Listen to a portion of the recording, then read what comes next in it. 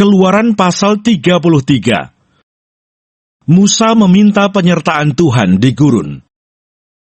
Berfirmanlah Tuhan kepada Musa, "Pergilah, berjalanlah dari sini, engkau dan bangsa itu yang telah kau pimpin keluar dari tanah Mesir, ke negeri yang telah kujanjikan dengan sumpah kepada Abraham, Ishak dan Yakub. Demikian, kepada keturunanmu lah akan kuberikan negeri itu.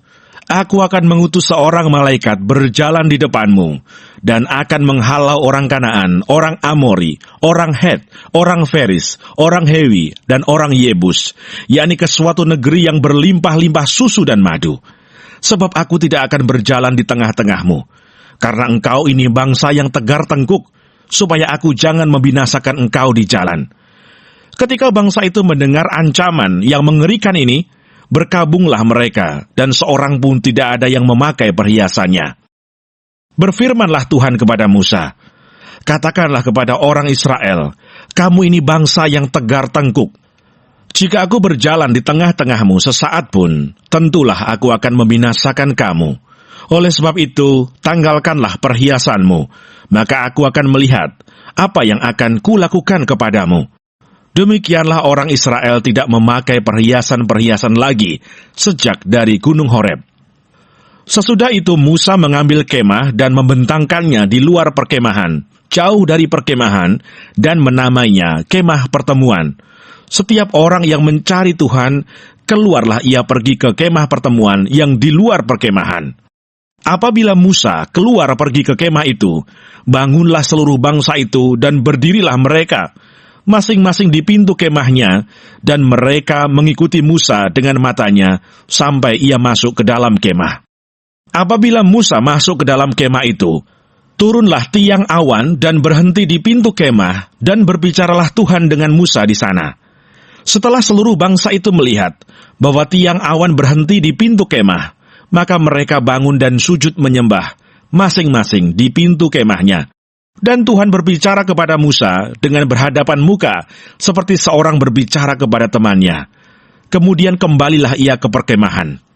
Tetapi abdinya, Yosua bin Nun, seorang yang masih muda, tidaklah meninggalkan kemah itu.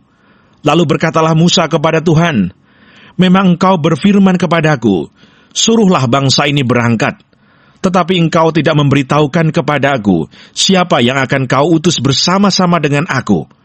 Namun demikian engkau berfirman, aku mengenal namamu, dan juga engkau mendapat kasih karunia di hadapanku. Maka sekarang jika aku kiranya mendapat kasih karunia di hadapanmu, beritahukanlah kiranya jalanmu kepadaku, sehingga aku mengenal engkau, supaya aku tetap mendapat kasih karunia di hadapanmu. Ingatlah bahwa bangsa ini umatmu."